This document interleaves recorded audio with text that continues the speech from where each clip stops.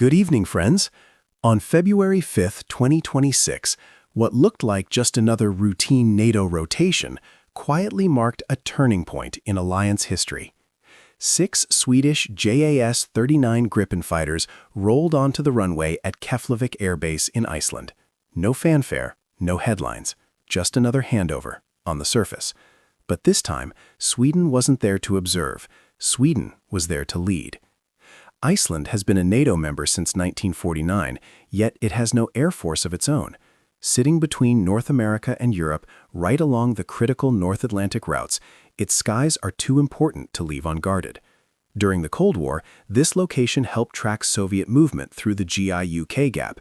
Today, with renewed Russian patrols, its strategic value has only grown.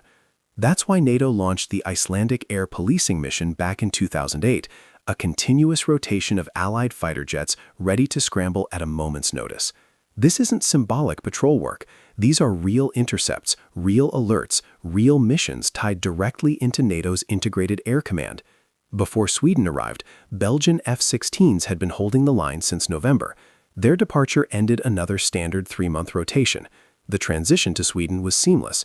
Aircraft out, aircraft in, mission uninterrupted. But the real story wasn't the handover, it was who stepped into the role. Sweden officially joined NATO in March 2024, ending over 200 years of neutrality. Through World Wars and the Cold War, Sweden stood outside alliances, building its own defense strength instead of relying on others.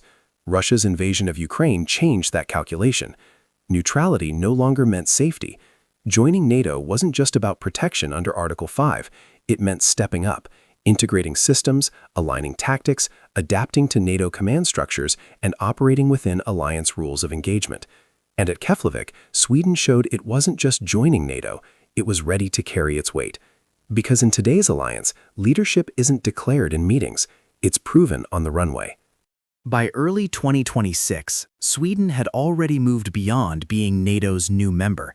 It had become a real operational contributor. And Iceland became the perfect testing ground for that shift. This mission isn't about combat over hostile territory, but it demands something just as critical: constant readiness and credible deterrence. Russian Tu-95 and Tu-160 strategic bombers, along with reconnaissance aircraft, continue to patrol near NATO's northern approaches, often flying close to alliance airspace without filing flight plans or communicating with civilian control. That's when NATO fighters scramble, not to attack, but to identify, shadow, and make one thing clear: we are watching. Now, for the first time since joining NATO, Swedish pilots are leading those intercepts under Alliance command. And the aircraft doing the job tells its own story. The JAS-39 Gripen wasn't built for global power projection. It was built for survival. Designed under the assumption that Swedish bases could be targeted in wartime, it can operate from short runways, even highways. It can refuel from mobile trucks and be maintained by small teams. Compared to heavyweights like the F-35, Eurofighter Typhoon, or Rafale, the Gripen is lighter and more cost-efficient. Yet it carries modern radar, advanced avionics, and NATO-compatible data links. In simple terms, it's built to fight smart, not just big. And its presence in Iceland proves something bigger about NATO itself. The alliance isn't powered by one aircraft or one supplier. It's powered by capability. The Gripen shows that even nations with smaller defense budgets can feel credible, interoperable air power that strengthens the collective shield. Because NATO's responsibility stretches wide, from the Arctic to the Mediterranean, from the Atlantic to the Black Sea. No single country, not even the United States, can cover every mission alone. Burden sharing isn't just a political phrase. It's how the alliance stays operational. Every rotation Sweden takes on allows others, like Belgium, the US, or Germany, to focus elsewhere. It spreads the workload, reduces strain on crews, and keeps NATO's defensive presence constant. And in today's security environment, endurance is power. Sweden's leadership role comes at a time when the High North is anything but quiet. Since 2008, Russian bomber activity near NATO airspace hasn't faded. It's become more frequent and more coordinated. Long-range patrols, maritime strike profiles, strategic flights, And every time an unidentified radar contact moves towards Icelandic airspace, NATO's quick reaction alert launches within minutes. Now, Swedish Gripens sit on that front line. Pilots remain on standby, ready to intercept aircraft flying thousands of miles from Russian bases. These missions are professional, lawful, and measured, but they send a clear signal. The northern flank is watched and defended. Beyond the operational reality lies something just as important: alliance trust. Military alliances only work when members believe the benefits outweigh the risks. Iceland's air policing mission is a rare example where that balance holds strong. Iceland invites allied protection because it has no fighter fleet. Participating nations volunteer because the mission sharpens readiness and strengthens integration. Everyone gains. Sweden's presence doesn't make Iceland a launchpad for conflict, it makes it safer. This is defense, not escalation. And when missions are clearly protective, public support stays strong and long-term sustainability improves. There's also a deeper regional shift happening. With Finland joining NATO in 2023 and Sweden in 2024, the entire Nordic region now sits under the same collective defense umbrella. Norway, Denmark, Iceland, Finland, and Sweden, aligned at last. This simplifies planning, strengthens coordination, and removes the political friction that once existed during Swedish and Finnish neutrality. For Iceland, it means protection from partners who understand Arctic realities, nations trained for the same harsh conditions. And Sweden's speed stands out. Just 22 months after joining NATO, it's already leading a standing mission. That's not the timeline of a newcomer. It's the mark of a force that was ready long before accession. Gripen required minimal adaptation. Swedish pilots integrated smoothly into NATO command structures. At Keflavik, Swedish commanders now coordinate daily with NATO's Combined Air Operations Center, planning missions, aligning intelligence, operating within alliance rules while retaining national control. That balance, collective coordination with sovereign authority, is how NATO actually works. On the ground, there's no drama. Crews inspect aircraft, pilots review data, controllers track radar screens. Routine. But every launch proves something vital. Collective defense isn't an idea, it's a discipline. And while stealth giants like the F-35 dominate headlines, day-to-day air policing relies on something else: availability, efficiency, and readiness. A capable fourth-generation fighter like Gripen can handle identification and escort missions without consuming high-end assets needed elsewhere. Because NATO's real strength isn't one aircraft, it's the system.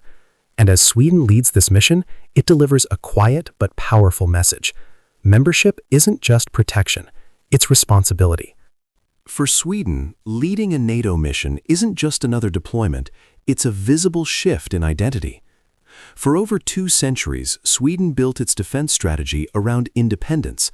Now, it's not standing outside the alliance structure, it's operating from within it.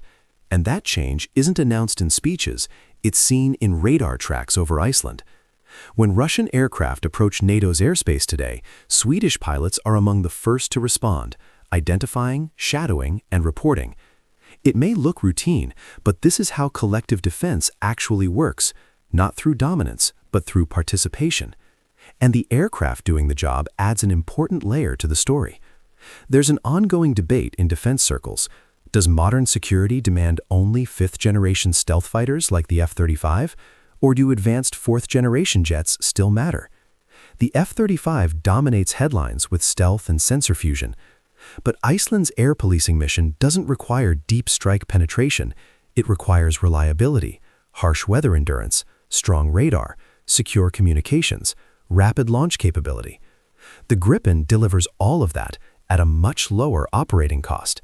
And that matters, because presence matters. An air force built only around expensive stealth jets may struggle to maintain constant deployments abroad while defending its own airspace at home. Sweden's model balances capability with affordability, allowing more aircraft to stay mission-ready. And NATO benefits from that. From the Baltic to the Arctic, air policing rotations form the quiet backbone of alliance defense. Most sorties don't require cutting-edge stealth. They require fast response, identification, escort, and readiness for the next alert. That's exactly where Gripen fits. But beyond aircraft performance, something bigger is unfolding. Each mission builds familiarity with NATO systems, shared data links, multinational logistics, Swedish pilots working with Allied controllers, maintenance crews syncing with NATO supply networks, commanders planning alongside partners. Over time, membership stops being a legal status and becomes lived experience. Alliances don't grow stronger through announcements. They grow stronger through routine cooperation. And politically, Sweden's presence carries weight. NATO membership was a choice made after reassessing security realities following Russia's invasion of Ukraine. Now, Sweden is choosing to contribute actively, not passively. Leading in Iceland reinforces that commitment, and the alignment is clear. Iceland gains protection. Sweden strengthens the alliance that now secures its future, and NATO shares the burden, ensuring no single nation carries it alone. That's how collective defense becomes sustainable. This moment reflects a clear balance within NATO. Sweden gains real operational experience and a stronger voice inside the alliance, while NATO gains added resilience on its northern flank.